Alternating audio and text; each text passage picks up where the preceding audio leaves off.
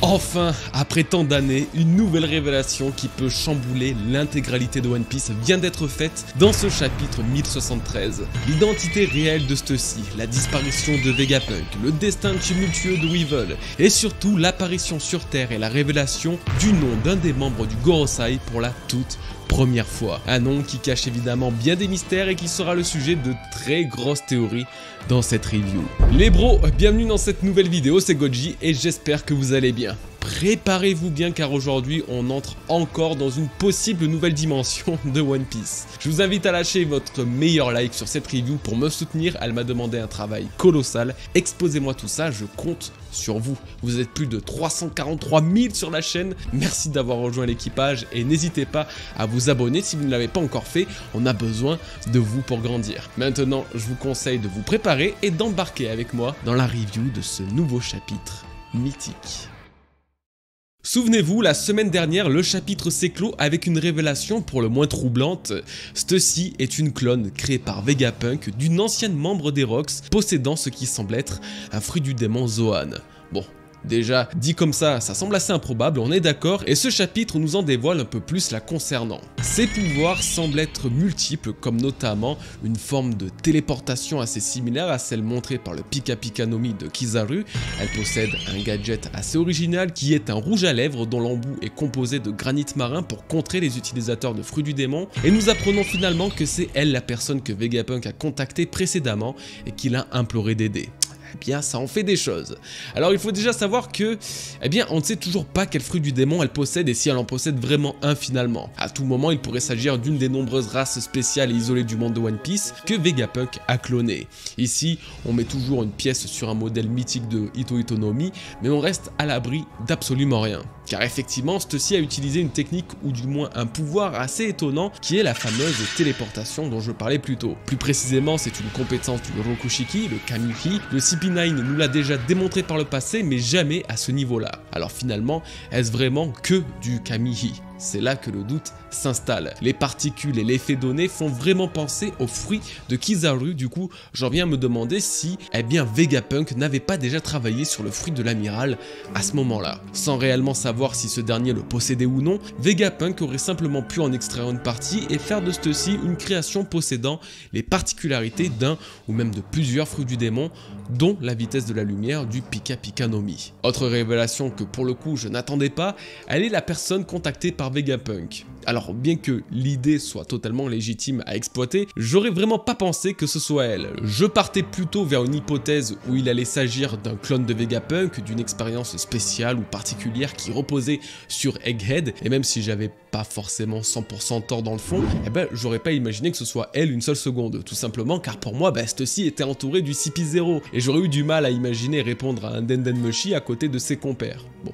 Faut croire que j'avais la mauvaise logique. Cependant, cette révélation met en évidence une chose, les traîtres sont bien de partout. L'année dernière, lors de ma théorie sur le plan de Vegapunk et de Dragon consistant à infiltrer le gouvernement mondial grâce au pacifista, mon introduction semblait vous avoir particulièrement interpellé. Effectivement, je vous expliquais que dans One Piece, les trahisons dans les organisations sont monnaie courante et que par conséquent, le gouvernement mondial n'était absolument pas protégé de ce fléau. Ce chapitre le confirme encore, aucun groupe n'est à l'abri d'un tel plot twist. Donc, et au-delà des Mugiwara, car je sais que vous le pensez au fond de vous, cela signifie que des traîtres peuvent se cacher parmi l'équipe de Vegapunk lui-même ainsi que des révolutionnaires. En tout cas, posez-vous 5 minutes et essayez de réfléchir à chaque antagoniste et protagoniste des arcs de One Piece et à tous ceux qui ont trahi leur groupe initial, vous verrez que c'est quasiment une évidence et qu'à chaque arc se trouve un infiltré du côté ou de l'autre. C'est fou hein, et ça laisse présager que ce scénario soit encore utilisé dans le futur de One Piece. Après tout,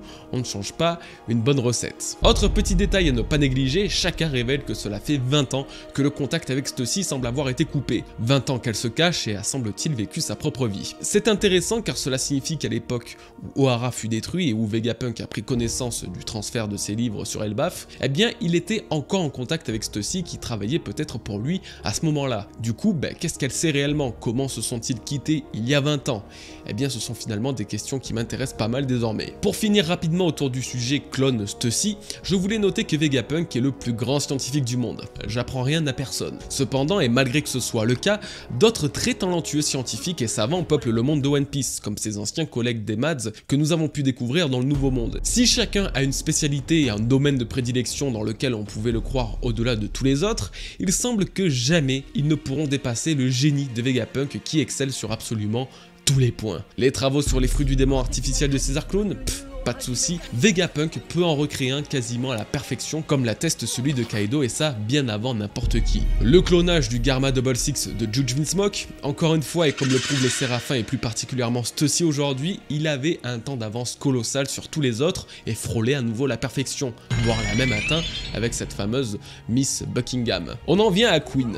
Ce dernier nous a démontré tout son talent sur Onigashima sur deux thèmes en particulier, le cybernétique en ayant modifié son corps à l'extrême et sur la virologie dans sa conception très élaborée des pires maladies qu'on ait pu voir. Du coup, et si on suit la logique qui est que Vegapunk démontrera toujours qu'il est supérieur aux autres, alors nous verrons dans un futur plus ou moins proche que lui aussi a un corps cybernétique à un niveau bien supérieur à celui de Queen et surtout que les virus et maladies qu'il peut mettre au point auraient un impact absolument apocalyptique sur le monde entier.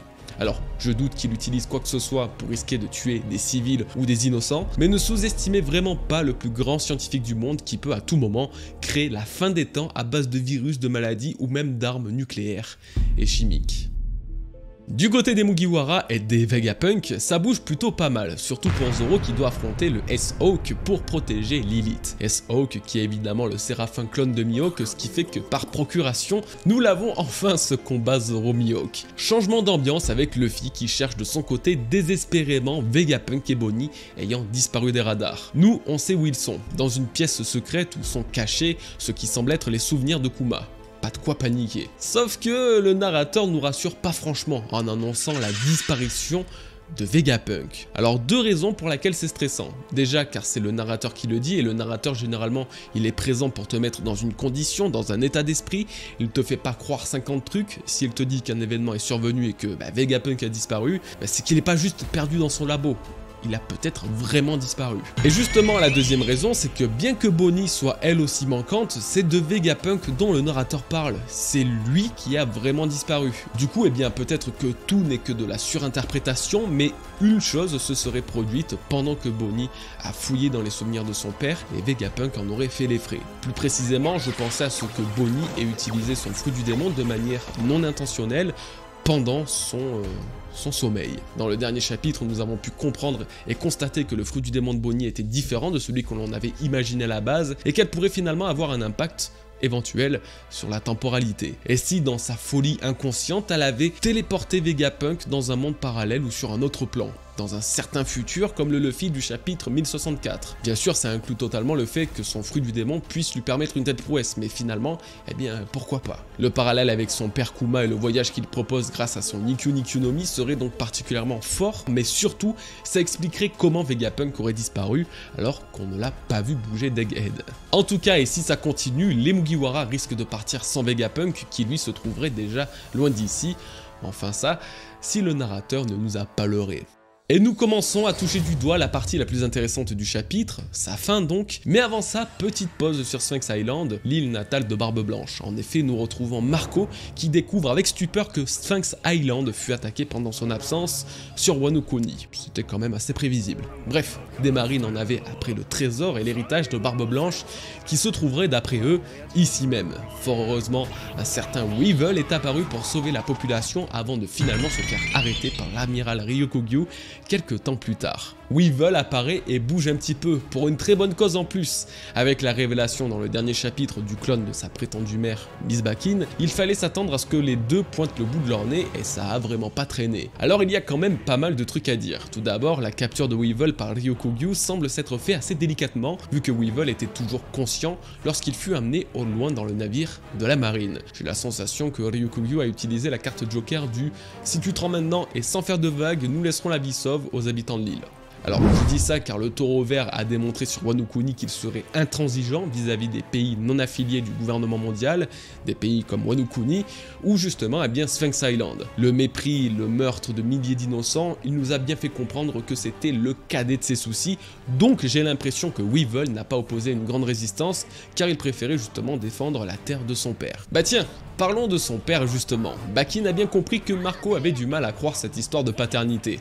Normal me direz-vous. Et explique à ce dernier que s'il y a bien une personne qui peut prouver son lien avec Barbe Blanche, c'est Vegapunk. Alors ça y est, on commence à voir plus clair et nos spéculations suite au dernier chapitre semblent se confirmer davantage. Weevil possède bien les gènes du légendaire Barbe Blanche grâce à Vegapunk qui aurait participé d'une manière ou d'une autre à son clonage. Cependant, il faut également noter une chose, Bakin subit une nouvelle présentation confirmant à la fois son appartenance aux Rocks, mais aussi son statut de scientifique autoproclamé et de profiteuse des maths. Il semble donc que Bakin tente de se faire passer pour ce qu'elle n'est pas et qu'elle utilise son fils qu'elle aurait cloné plus ou moins seule pour usurper le fameux trésor de Barbe Blanche qui fait tant de remous. Du coup, on est face à deux questions problématiques, que va-t-il advenir de Weevil et qu'est-ce que réellement le trésor de Barbe Blanche? Pour la première, eh bien Weevil est en direction d'Impel Down et sera sans l'ombre d'un doute incarcéré au niveau le plus profond de cette prison comme tous les Shichibukai ayant été arrêtés. Et là, je me frotte bien les mains. Pourquoi me direz-vous? Eh bien, Weevil ne va naturellement pas passer le reste de l'histoire en prison et je doute que Marco et Bakin se la jouent Luffy et Hancock pour aller libérer Ace. Ça serait bizarre. Quoi qu'il en soit, il va bien falloir qu'il sorte de cette prison s'il y va et pour ça, quoi de mieux que la Cross Guild. Dans la review du chapitre 1058, je vous dévoilais ma théorie sur le futur de cette nouvelle organisation.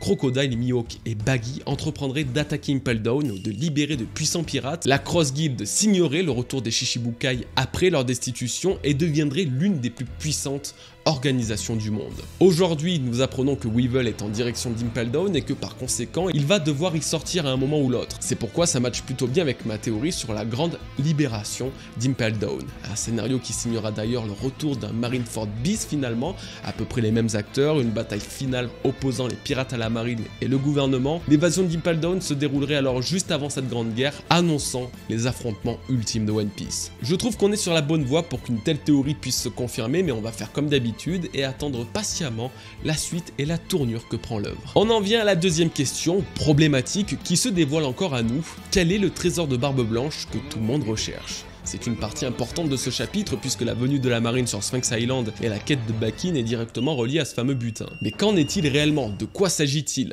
Barbe Blanche était une légende de la piraterie, autant connue que le grand Goldie Roger. Il était l'homme le plus proche du One Piece et a même courbé l'échine pour ne pas prendre le trône de son rival lors de sa mort. Son trésor doit alors être absolument fabuleux. Eh bien oui, aucun doute là-dessus. De ce que Marco nous a expliqué il y a plus de 160 chapitres au même endroit, Barbe Blanche était plutôt riche. D'ailleurs le flashback de Roger en témoigne, le nombre de trésors qu'il a reçus de la part du roi des pirates était impressionnant. Et comme je le disais, c'est normal, on parle du plus puissant pirate post-Roger. Il est alors totalement possible que son ultime fortune se cache sur cette île puisque Marco lui-même avouait que tout ce que gagnait Newgate, jusqu'au moindre centime, partait ici, dans ce lieu paisible pour aider les habitants dans leur vie quotidienne. Le trésor monétaire a donc bien des chances d'être dissimulé quelque part sur cette île, pourtant le vrai trésor de Barbe Blanche n'a jamais été matériel. Comme ce fut révélé durant l'arc de Marineford, le vrai désir, le vrai rêve, le vrai trésor que Newgate voulait conquérir était celui d'une famille. C'était tout ce qu'il importait et c'était surtout ce qu'il avait réussi à faire avec son équipage qu'il nommait ses fils. Des années plus tard, nous avons pu nous rendre compte que ce trésor pouvait s'étendre encore plus loin, jusqu'à cette île reculée du Nouveau Monde où se dissimule Marco. C'est en effet ici qu'il fait vivre les dernières volontés de son père en protégeant le village qu'il a toujours chéri. Le trésor de Newgate est donc à la fois matériel par la richesse qu'il leur a laissée, mais surtout émotionnel par l'amour qu'il portait envers son île natale, désolée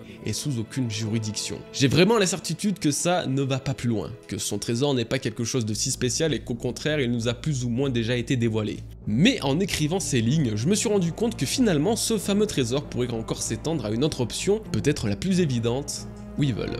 Et si Weevil était vraiment le fils de Barbe Blanche, que d'une façon ou d'une autre, Newgate connaissait son existence et l'existence de son seul fils biologique. Et si Weevil était la manifestation humaine du rêve de son père qui ne désirait qu'une seule chose, une famille qu'il n'a jamais eue. Et si Weevil était destiné à protéger Sphinx Island et que Barbe Blanche le savait, lui n'ayant jamais cherché à obtenir son héritage à contrario de sa mère, il souhaite juste honorer la volonté de celui qu'il considère comme son géniteur. La morale de l'histoire serait que le légendaire et désiré trésor de Barbe Blanche que la marine ou même Stussy convoite ne se trouve finalement que sous les yeux de cette dernière, que ce soit le fils qu'elle chérit tant, Edward Weevil, la chair et le sang d'Edward Newgate.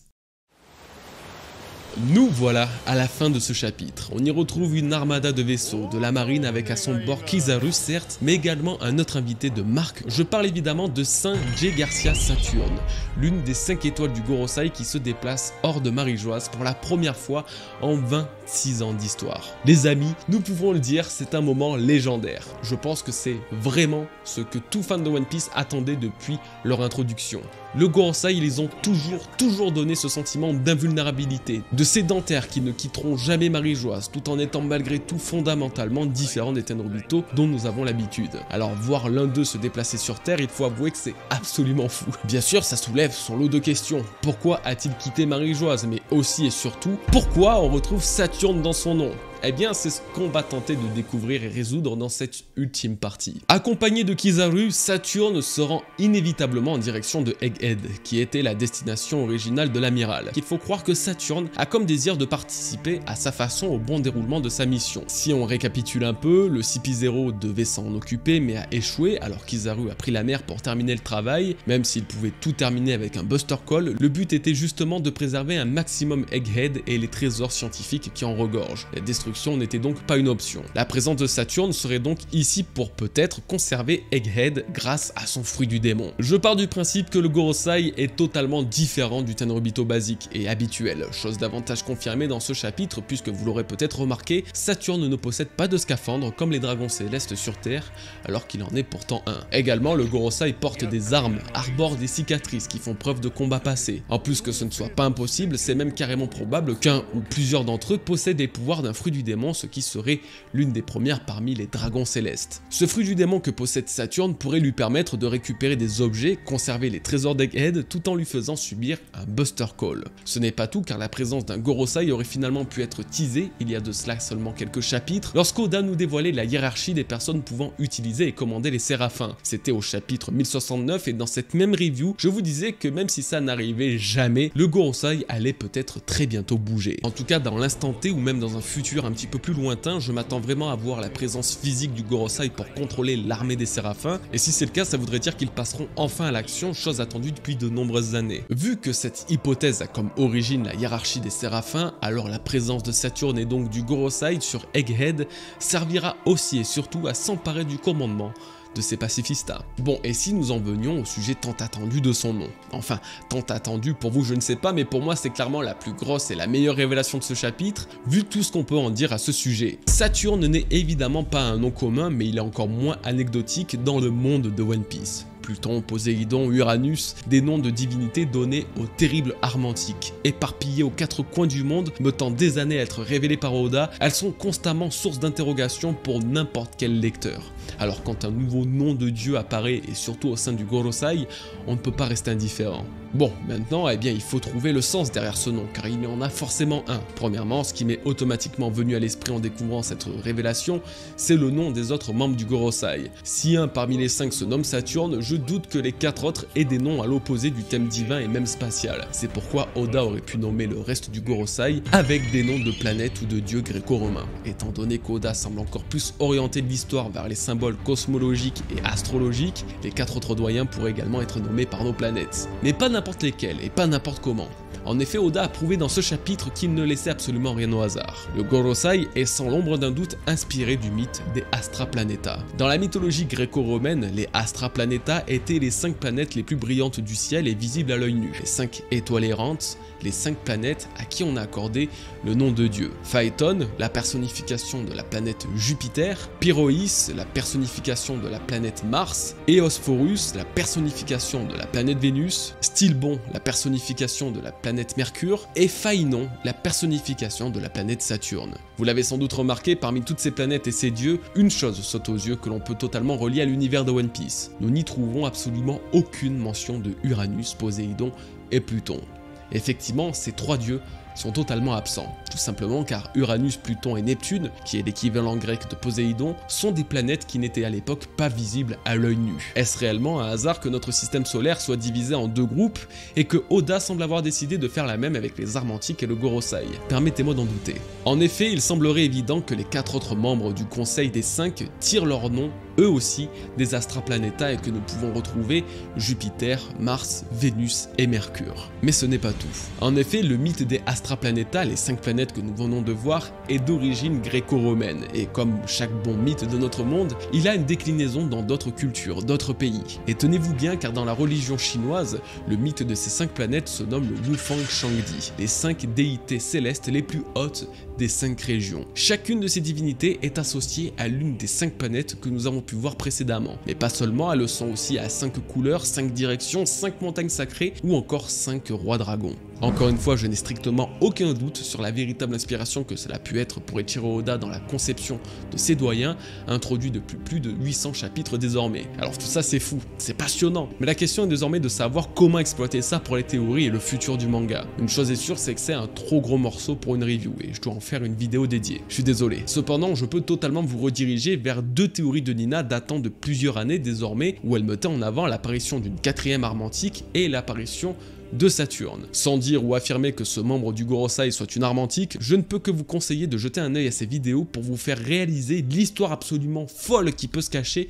derrière le gouvernement et le Gorosei. Si de mon côté je garde un peu jalousement mes théories pour vous les dévoiler comme il le faut proprement en temps et en heure, ça ne m'empêche pas de développer certains sujets, comme par exemple le retour de la théorie d'Im et l'armantique Uranus. Alors rassurez-vous, je ne compte pas vous rabâcher ce que vous savez déjà à propos de cette théorie. Si elle vous est inconnue, alors je vous invite simplement à aller checker cette vidéo pour comprendre pourquoi je pense qu'Im est ou détient l'armantique Uranus. Ok.